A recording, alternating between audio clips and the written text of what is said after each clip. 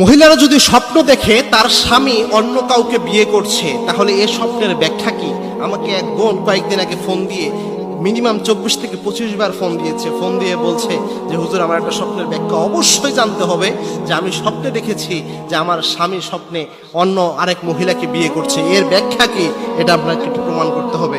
মনে রাখবেন, স্বপ্নের কিন্তু একটা ভ্যালু রয়েছে। Dream is not a silly matter in Islam. ইসলামের স্বপ্ন কোনো খেলতামাশার বিষয় নয়, একটা মারাত্মক গুরুত্ব রয়েছে স্বপ্নের। এবং কি স্বপ্ন 3 প্রকারের হয়ে থাকে। আপনারা যদি স্বপ্নের কনসেপ্ট ক্লিয়ার না হন তাহলে ব্যাখ্যাগুলো বুঝবেন না। স্বপ্ন 3 রকমের হয়ে রয়েছে। এক প্রকার স্বপ্ন হচ্ছে আর রুইয়া সলিহা, যেটা সত্য স্বপ্ন, যেটা রহমানিও বলা হয়, আর রুইয়া রহমানি। আরেকটা হচ্ছে আর রুইয়া শয়তানি, অর্থাৎ শয়তান প্রদত্ত যে স্বপ্ন দেখানো হয়, এই স্বপ্ন। আরেকটা হচ্ছে সারাদিন আপনি যে চিন্তা চেতনা, যে চিন্তা ভাবনা করেন, এটার আলোকে আপনি একটা স্বপ্ন দেখলেন, এটাও একটা স্বপ্ন।